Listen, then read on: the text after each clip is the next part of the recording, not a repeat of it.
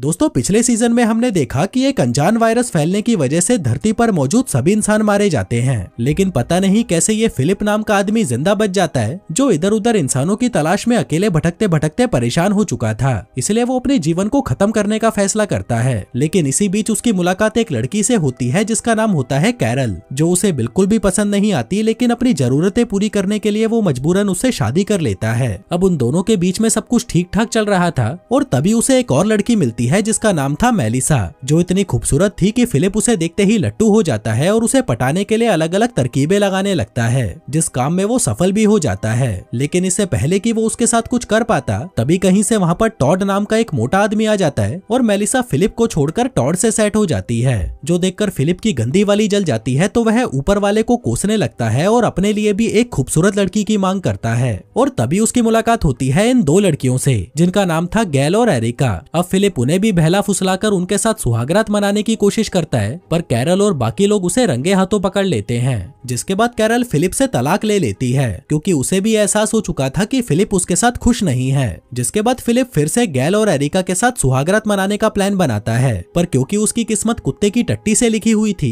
तो वह उनके साथ भी कुछ नहीं कर पाता। उल्टा वो एक एडवर्टाइजमेंट बोर्ड के ऊपर जाकर फंस जाता है और मदद मांगते मांगते वहीं पर बेहोश हो जाता है, जिसको बाद में बचाकर लाता है ये बोरिस नाम का आदमी। और क्योंकि बोरिस दिखने में हैंडसम और बॉडी बिल्डर टाइप था, तो सभी लड़कियां धीरे धीरे उसकी तरफ आकर्षित होने लगती हैं, जो देखकर अपने फिलिप को उससे बहुत जलन होती है। तो वह उसे टपकाने का प्लान बनाता है, लेकिन बोरिस को उसका ये प्लान पता चल जाता है। तो वह फिलिप को एक रेगिस्तान में छोड़ देता है और कहता है कि वापस आने की सोचना भी मत। वहीं ऊपर स्पेस में हम एक एस्ट्रोनॉट को देखते हैं जो अपनी स्पेस शटल से धरती पर बार बार कांटेक्ट करने की कोशिश कर रहा था। उधर फिलिप रेगिस्तान में पड़ा पड़ा अपनी किस्मत को कोसने लगता है कि उसके साथ ये क्या हो गया और अब तो उसका मरना तय है। पर तभी कैरल वहां पर आती है और उसे कहती है कि चलो एक नई शुरुआत करते हैं। जिसके बाद वो दोनों कार में बैठकर वहां से निकल जाते हैं और यहीं से शुरुआत होती है हमारे अगले सीजन की, जिसमें हम एक सुनसान शहर को देखते हैं जहां एक बड़ा सा एरोप्लेन यूं ही सड़कों पर घूम रहा था। तभी उसमें से कैरल बाहर निकलती है जो इस शॉपिंग मॉल में से कुछ सामान लेने आई थी। वहीं एरोप्लेन के अंदर फिलिप उल्टे सीधे बटन दबाकर चेक कर रहा था कि ये साला उड़ता कैसे है,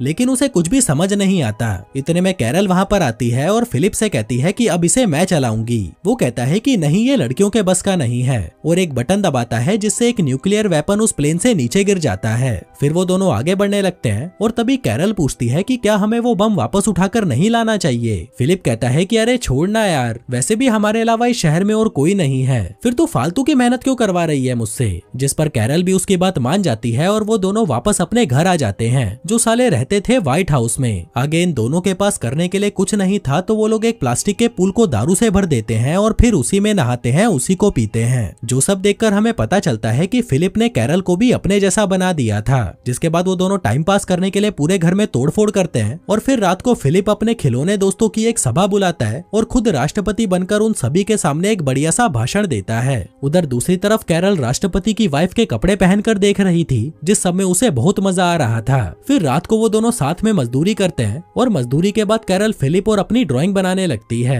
तभी फिलिप पूछता है कि क्या हम लोग हमेशा के लिए व्हाइट हाउस में नहीं रह सकते। कैरल कहती है कि नहीं, क्योंकि मुझे यहाँ पर बिल्कुल भी मजा नहीं आ रहा। वो कहता है कि ठीक है, फिर हम अपने घर की खोज जारी रखेंगे। जिसके बाद सुबह होते ही वो दोनों वहाँ से निकल जाते हैं, जहाँ फिलिप कैरल को सरप्राइज देने के लिए उसे उसके पुराने घर में ले आता है, जो देखकर वो बहुत खुश होती है और फिलिप को अपने पूरे परिवार से मिलवाती है। फिर रात होते ही वो दोनों वहीं पर रुकने का फैसला करते हैं, लेकिन तभी कैरल उसे कहती है कि मुझे तुम्हारा सरप्राइज तो बहुत अच्छा लगा, लेकिन मैं यहाँ पर भी नहीं रहना चाहती। जो सुनकर फिलिप भड़क जाता है और कहता है कि मैं समझ गया तुम्हारा क्या इरादा है, तुम वापस टक्सन जाना चाहती हो क्योंकि वहाँ पर तुम्हारे सभी दोस्त हैं, लेकिन मेरा क्या, वो सभी लोग मुझसे नफरत करते हैं, यहाँ तक कि वो काला बोरिस मुझे जान से मारने की फिराक में बैठा हुआ है। कैरल कहती है कि यार उन बातों को 6 महीने बीत चुके हैं, अब तक तो उनका गुस्सा भी ठंडा हो चुका होगा। देखो यार, हम मुट्ठी भर लोग ही तो इस धरती पर जिंदा बचे हैं, इसलिए हमें मिलजुल कर साथ में रहना चाहिए। फिलिप कहता है कि तुमने ही मेरे साथ रहने का फैसला किया था, तो अब मेरे साथ ही रहो, क्योंकि मैं तो वहाँ पर किसी भी कीमत पर नहीं जाने वाला। जो सुनकर कैरल गुस्सा हो जाती है और दूसरे कमरे में सोने चली जाती है। अगली सुबह वो दोनों फिर से नए घर की तलाश में निकल जाते हैं, जहाँ कैरल अभी भी उससे गुस्सा थी, तो वह पिछली सीट पर जाकर बैठ जाती है। फिर थोड़ी देर बाद जब फिलिप गाड़ी में फ्यूल भरने के लिए एक पेट्रोल पंप पर रुकता है, तभी कैरल उसे बिना बताए ही गाड़ी से नीचे उतरती है और पेट्रोल पंप पर बने हुए स्टोर में से अपने लिए कुछ सामान देखने लगती है। लेकिन इसी बीच फिलिप गाड़ी चालू करके वहाँ से निकल जाता है, क्योंकि उसे पता नहीं था कि कैरल गाड़ी से उतर गई है। तभी तभी कैरल ये देखकर जल्दी से उसके पीछे भागती है और उसे रोकने के लिए हवा में गोलियां चलाने लगती है, लेकिन इसका कोई फायदा नहीं होता क्योंकि फिलिप ने गाड़ी में जोर जोर से गाने चला रखे थे।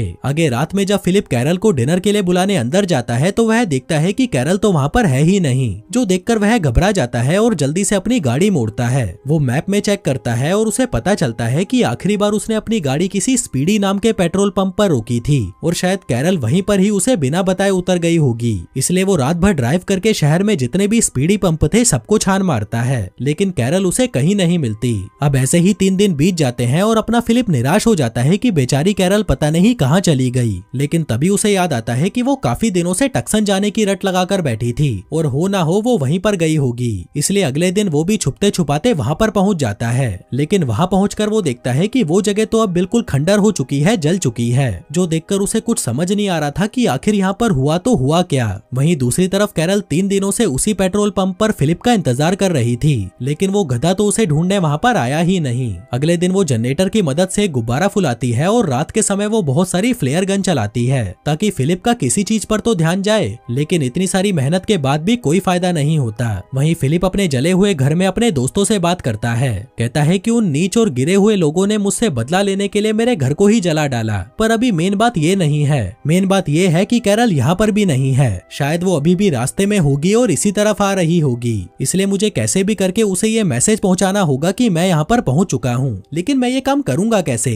तभी सामने रखी एक मैगजीन में लड़की के बड़े बड़े गुब्बारे देखकर उसके दिमाग में एक आइडिया आता है और वो बहुत सारे गुब्बारों में हवा भरकर उसमें लिख देता है कि कैरल डार्लिंग मैं टक्सन पहुंच गया हूँ और तेरे इंतजार में तड़पा जा रहा हूँ। जो लिखकर वो उन गुब्बारों को उड़ाने की कोशिश करता है, लेकिन वो नहीं उड़ते। वहीं दूसरी तरफ कैरल फिलिप का इंतजार करते करते पूरी तरह हिम्मत हार चुकी थी और उसे लग रहा था कि फिलिप उसे अब कभी नहीं ढूंढ पाएगा, लेकिन कुछ देर बाद ही उसे ट्रेन के हॉर्न की आवाज सुनाई देती है। कैरल भागते हुए आवाज की दिशा में जाती है और देखती है कि एक ट्रेन पर लिखा हुआ था कि कैरल मेरी जान, मैं फिलिप हूँ और मैं अभी टक्सन में हूँ, जो देखकर वह खुशी से उछलने लगती है। वहीं अपना फिलिप एक रोड रोलर पर लिखता है कि कैरल मैं टक्सन में हूँ और फिर उस रोड रोलर को चालू करके छोड़ देता है, जिसके बाद वो अपने दोस्तों से कहता है कि भाइयों मैंने सारी मुमकिन कोशिशें करके देख ली है और अब मेरी आखिरी उम्मीद है ये रोड रोलर। लेकिन तभी वो रोड रोलर सीधा जाकर एक पेड़ से टकरा जाता है, जो देखकर फिलिप को बहुत दुख होता है कि उसका ये प्लान भी फ्लॉप हो गया। लेकिन तभी वहाँ पर एक छोटी सी कार हॉर्न बजाते हुए आती है और उसमें से कैरल बाहर निकलती है, जिसे देखकर फिलिप बहुत खुश होता है और उसे किस करने लगता है।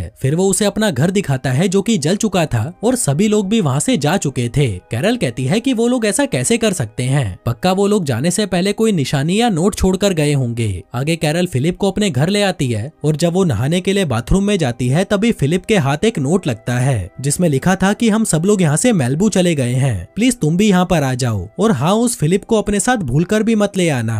तभी कैरल भी वहाँ पर आ जाती है, लेकिन फिलिप उससे वो नोट छुपा लेता है। फिर अगली सुबह जब फिलिप सोकर उठता है तो उसे वहाँ पर कैरल का छोड़ा हुआ एक नोट मिलता है जिसमें उसने लिखा था कि मुझे तुम्हारा छुपाया हुआ नोट मिल गया और अब मैं अपने दोस्तों के पास मेलबू जा रही हूँ, क्योंकि बाकियों की तरह मुझे भी पूरा यकीन हो चुका है कि तेरा कुछ नहीं हो सकता। जो सब पढ़ते ही फिलिप तुरंत कार उठाता है और मेलबू की तरफ निकल पड़ता है, पर तभी कहीं से एक चाकू आकर उसके कार की छत को चीरने लगता है, जिसमें से बोरिस उसका गला दबाते हुए कहता है कि मैंने तुमसे कहा था ना कि भूल कर भी यहाँ पर वापस मत आना। और तभी वो चिल्लाते हुए अपने बेड पर जागता है। फिर वो कैरल को जगाते हुए कहता है कि जाने मन मैंने अभी एक बहुत बुरा सपना देखा, पर तभी उसमें से मेलिसा बाहर निकलती है जो उसे गोलियों से भून देती है, जिसके बाद वो फिर से चिल्लाते हुए उठता है। तभी कैरल वहाँ पर आती है और पूछती है कि क्या हुआ, चिल्ला क्यों रहा है। फिलिप कहता है कि कुछ नहीं यार, बस मैंने एक बुरे सपने के अंदर एक और बुरा सपना देखा। तभी कैरल कहती है कि यार ऐसा नहीं हो सकता, उन लोगों ने कुछ ना कुछ तो छोड़ा ही होगा। जिसके बाद रात होते ही वो फूट फूट कर रोने लगती है क्योंकि उसे अपने दोस्तों की याद आ रही थी। वहीं फिलिप से ये सब देखा नहीं जा रहा था तो वह उसे वो नोट दे देता है, जिसको पढ़ने के बाद वो फिलिप से पूछती है कि क्या तुमने इसे मुझसे छुपा कर रखा था। वो कहता है कि हाँ, क्योंकि मेरे पास और कोई ऑप्शन नहीं था। तुझे तो पता ही है कि उन्होंने मुझे साफ साफ कहा था कि अगर मैं वापस आया तो वो लोग मुझे जान से मार देंगे, इसलिए मैंने तुझसे झूठ बोला, लेकिन अब सिर्फ तेरे लिए मैं वहाँ पर जरूर जाऊंगा। कैरल कहती है कि नहीं, हम वहाँ पर नहीं जाएंगे, हम यहीं पर रहेंगे। फिलिप कहता है कि तू पागल है क्या, मेरे लिए अपनी खुशी का सैक्रिफाइस क्यों कर रही है। वो कहती है कि हम जिससे प्यार करते हैं उसके लिए सैक्रिफाइस करना कोई बड़ी बात नहीं है। फिलिप कहता है कि ठीक है, चल इसी बात पर दारू पार्टी करते हैं। जिसके बाद वो दोनों दबाकर दारू पीने लगते हैं, लेकिन इसी दौरान कैरल को भयंकर वाला नशा हो जाता है तो वह वहीं पर बेहोश हो जाती है। फिर अगली सुबह जब उसे होश आता है तो वह खुद को फिलिप की चलती हुई गाड़ी में पाती है, वो फिलिप के पास आती है और कहती है कि मेरे मना करने के बाद भी तुम मुझे मैलिबू लेकर जा रहे हो ना। वो कहता है कि तुमने ही तो कहा था कि प्यार में सैक्रिफाइस करना कोई बड़ी बात नहीं है, लेकिन मुझे ये समझ नहीं आ रहा कि हम उन बाकी लोगों को ढूंढेंगे कैसे। और तभी उन्हें सामने से धुआं निकलता हुआ दिखाई देता है, जिसको पास से देखने के लिए वो दोनों अपना भेष बदलकर वहाँ पर जाते हैं। तभी फिलिप देखता है कि वो सभी तो साथ में बहुत खुश हैं, जिनके साथ ही वो वहाँ पर जैक्सन नाम के एक नए आदमी को भी देखता है। जिसके बाद वो कैरल से कहता है कि यार उन लोगों के सामने जाने की मेरी हिम्मत नहीं हो रही। कैरल कहती है कि ठीक है, फिर पहले मैं जाती हूँ और उनका रिएक्शन देखती हूँ और फिर तू पीछे से आ जाना। जिसके बाद वो चुपके चुपके से वहाँ जाकर जैक्सन को चौंका देती है, जिससे अचानक उसके सीने में दर्द होता है और उसे हार्ट अटैक आने से वो वहीं पर मर जाता है। जिसके बाद जैसन को दफना दिया जाता है और फिर सभी एक एक करके उसके लिए 2 शब्द बोलते हैं, जिसमें जब कैरल की बारी आती है तो वह कहती है कि भाई जैसन, भगवान करे तू स्वर्ग में जाए, पर तू नर्क में भी जा सकता है, क्योंकि मैं तुझे जानती नहीं थी तो मुझे नहीं पता तू कैसा इंसान था। वहीं फिलिप भी काफी देर से उन सभी को देख रहा था और फिर थोड़ी देर बाद कैरल उसके पास आती है। फिलिप पूछता है कि वो जो गधा मर गया वो कौन था। कैरल कहती है कि उसका नाम जैसन था और एरिका उससे बहुत प्यार करती थी। फिलिप कहता है कि वो सब छोड़ और ये बता कि क्या मैं उनसे मिलने आ सकता हूँ। कैरल कहती है कि अभी नहीं, क्योंकि जैसन के मरने से वो सभी बहुत दुखी हैं। फिलिप कहता है मतलब तुमने उन लोगों को मेरे बारे में बताया ही नहीं। कैरल कहती है हाँ, लेकिन टाइम आने पर मैं उन्हें जरूर बता दूंगी। जिसके बाद वो मेलिसा से बात करने जाती है, जहाँ मेलिसा उसे वापस देखकर बहुत खुश थी। कहती है कि ये तो बहुत अच्छा हुआ कि तुम्हें मेरा लिखा हुआ वो नोट मिल गया, मैं तुम्हें बहुत मिस कर रही थी। वैसे फिलिप कहाँ पर है, वो नहीं आया तुम्हारे साथ? अब इस बात का जवाब देने से बचने के लिए वो चाय के कप को अपने ऊपर गिरा लेती है और कहती है कि मैं बस 2 मिनट में इसे धोकर आती हूँ, फिर हम इस बारे में बात करेंगे। जिसके बाद बाथरूम में जब वो अपनी टी शर्ट साफ कर रही थी तभी वहाँ पर बोरिस आता है और पूछता है कि मेरी जान कैसी हो। कैरल कहती है कि सॉरी यार, मैं उस दिन तुम्हें बिना बताए यहाँ से चली गई थी। इसी बीच गैल भी वहाँ पर आ जाती है और कैरल को चिढ़ाने के लिए उसके सामने जानबूझकर बोरिस को किस करती है, ताकि वो ये कैरल को दिखा सके कि बोरिस अब मेरे साथ है। आगे सभी लोग एक साथ बैठते हैं, जहाँ पर एरिका तो जैसन को याद करके रोए जा रही थी। तभी टॉड कैरल से कहता है कि जब हमने तुम्हें आखिरी बार देखा था तब तुम फिलिप के लिए खाना लेकर जा रही थी। बोरिस पूछता है कि क्या तुम फिलिप के साथ रहती थी? वो कहती है कि हाँ, मैं उसी के साथ रहती थी। जिस पर गैल कहती है कि अच्छा ही हुआ कि तुम उस हरामी को यहाँ पर नहीं लेकर आई। मेलिसा कहती है कि कहीं फिलिप ने तुम्हें किडनैप तो नहीं कर लिया था, क्योंकि तेरे जैसी लड़की उस गधे के साथ तो नहीं जा सकती। कैरल कहती है कि नहीं, मैं अपनी मर्जी से उसके साथ गई थी। तभी एरिका पूछती है कि फिर क्या तुमने उसको भी मेरे जेसन की तरह चौंका कर मार डाला? कैरल कहती है कि नहीं, वो तो अपने आप ही मर गया। जो बात सुनकर वो सभी चौंक जाते हैं। आगे कैरल ये सारी बात जाकर फिलिप को बताती है, जिस पर फिलिप कहता है कि तेरे दिमाग में गोबर भरा है क्या? कैरल कहती है कि अरे यार, मेरे मुंह से निकल गया, पर तू चिंता मत कर, मैं सब कुछ ठीक कर दूंगी, बस मुझे थोड़ा सा टाइम दे। फिलिप कहता है कि वो सब तो ठीक है, लेकिन अब वो काला बोरिस तुझे सिंगल समझकर फिर से तेरी बजाने की कोशिश करेगा, तब तू क्या करेगी? कैरल कहती है कि तू उसकी तो बिल्कुल चिंता मत कर, क्योंकि अब बोरिस गैल के साथ है। आगे जब वो टॉड और मेलिसा के साथ थी तब वह फिलिप को अच्छा साबित करने के लिए उनको बताने लगती है कि फिलिप कैसे मरा। वो उन्हें अपनी ड्राइंग दिखाते हुए कहती है कि हम पहाड़ पर बने हुए एक शेल्टर पर गए थे, जहाँ मैं हमेशा की तरह अपनी उल्टी सीधी हरकतें कर रही थी, पर तभी अचानक मेरा बैलेंस बिगड़ा और मैं नीचे गिरने लगी। वहीं फिलिप ने जैसे ही मुझे देखा वो तुरंत मेरी मदद के लिए आगे बढ़ा, लेकिन इसी बीच उसका बैलेंस बिगड़ गया और वो सीधा जाकर खाई में गिरा और मर गया। जो सब सुनकर टॉड कुत्ते की तरह रोने लगता है।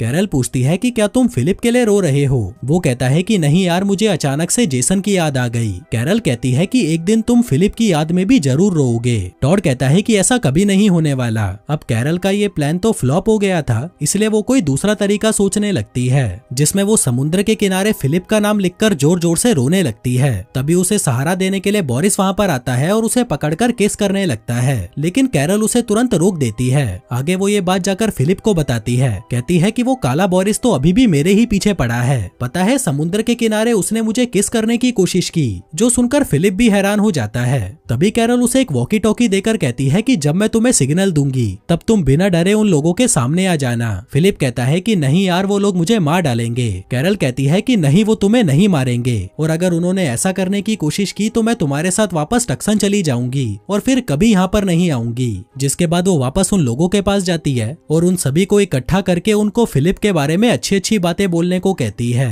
तभी टॉड कहता है कि मैं वो बात कभी नहीं भूल सकता जब उस हरामी ने मुझे मरने के लिए रेगिस्तान में छोड़ दिया था। जिस पर बोरिस कहता है कि मैं भी ये कभी नहीं भूल सकता कि उसने मुझे भी मारने की कोशिश की थी।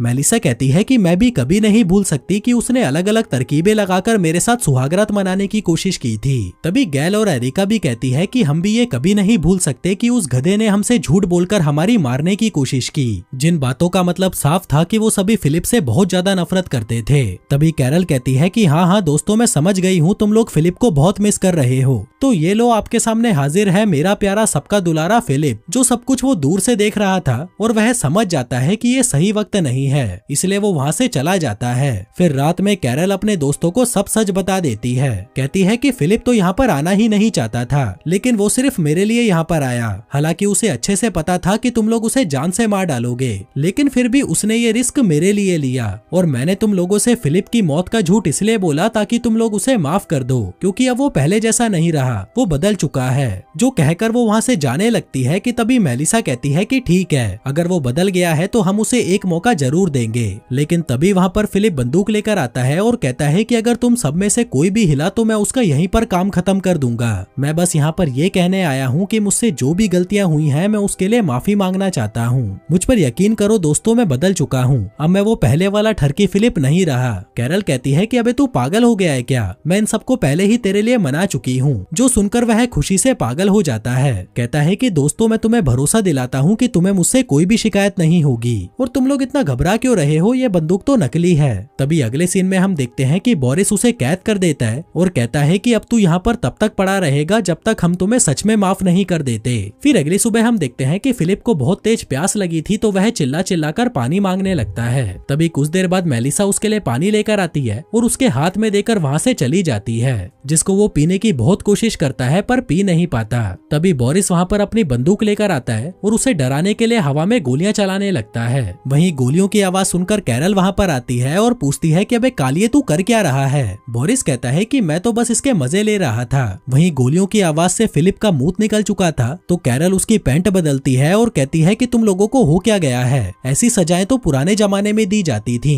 जिस पर टॉड गुस्से में कहता है कि इस हरामी ने हम पर बंदूक तानी थी, इसे तो जितनी सजा मिले उतनी कम है। जिसके बाद सभी मिलकर फिलिप के लिए एक और सजा डिसाइड करते हैं, जिसमें उसे 5 हफ्तों तक एक कमरे में बंद किया जाएगा। जो सजा फिलिप को भी ठीक लगती है तो वह इसके लिए मान जाता है। आगे उसे एक कमरे में बंद कर दिया जाता है, जहाँ उससे मिलने कैरल आती है ताकि उसे अकेला महसूस ना हो। फिलिप कहता है कि ये सजा मेरी है और मैं ही इसे पूरा करूंगा और सबको दिखा दूंगा कि मैं सुधर चुका हूँ। जो सुनकर कैरल भी बहुत खुश होती है। आगे कुछ घंटों बाद वो लोग फिलिप को उस कमरे से बाहर निकालते हैं, लेकिन कुत्ते का पट्टा पहनाकर। कैरल कहती है कि तुम सभी पागल हो गए हो क्या? ये इंसान है, कोई जानवर थोड़ी ना है। फिलिप कहता है कि नहीं, मैं इसी के लायक हूँ, अगर मैंने गलती की है तो इसकी सजा भी मैं ही भुगतूंगा। आगे फिलिप के मजे लेने के लिए मेलिसा वहाँ पर बियर की ठंडी ठंडी बोतलें लेकर आती है, जिसको वो उसके पट्टे की रेंज से बाहर रखकर उसके सामने ही उस बियर को पीने लगती है और फिर उसे चिढ़ाकर वहाँ से चली जाती है। तभी उसके जाते ही फिलिप उसमें से एक बियर उठाने की नाकाम कोशिश करता है, लेकिन वो नहीं कर पाता।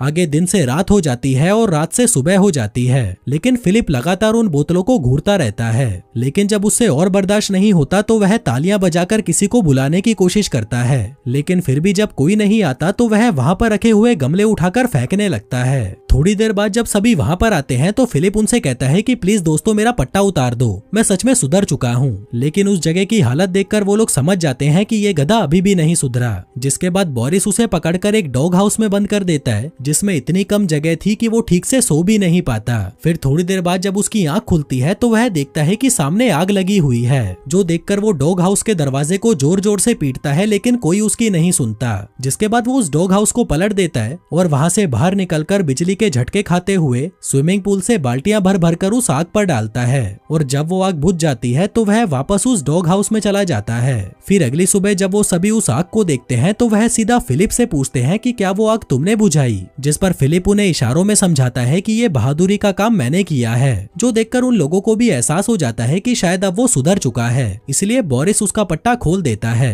फिलिप ये देखकर खुश हो जाता है और उन सभी को दिल से शुक्रिया कहता है, लेकिन वो लोग उसकी एक नहीं सुनते और वहाँ से चले जाते हैं। फिर रात को फिलिप सभी को इकट्ठा करके कहता है कि मैं आप सभी का शुक्रिया करना चाहता हूँ कि आप लोगों ने मुझे फिर से मौका दिया। लेकिन वहाँ कोई भी उसकी बात सुनने में इंटरेस्टेड ही नहीं था। इसी बीच कैरल को कीड़ों की आवाज आती है, जो सुनकर वो सभी लोग उन कीड़ों को पकड़ लेते हैं और फिर रात को वो लोग उन्हीं कीड़ों को उबालकर खा जाते हैं, क्योंकि उनके पास खाने के सामान की कमी हो गई थी। फिर अगली सुबह फिलिप बाल्टी लेकर कीड़े पकड़ने के काम पर लग जाता है, लेकिन इसी बीच वो टॉड को देखता है जो चुपके से कहीं पर जा रहा था। तभी उसका पीछा करते हुए फिलिप एक कमरे में पहुंचता है जहां एक फ्रिज रखा हुआ था, जिसको जैसे ही वो खोल कर देखता है तो उसमें पड़ी हुई चीज देखकर उसकी आंखें फटी की फटी रह जाती है। अब दोस्तों, इस फ्रिज में क्या चीज थी और टॉड बाकी लोगों से क्या छुपा रहा था, और क्या अपना फिलिप सचमुच में सुधर चुका है या वो कोई नाटक कर रहा है ताकि वो उन लड़कियों को इम्प्रेस करके उनके साथ सुहागरात मना सके, वो सब हम देखेंगे अगले एपिसोड में। धन्यवाद।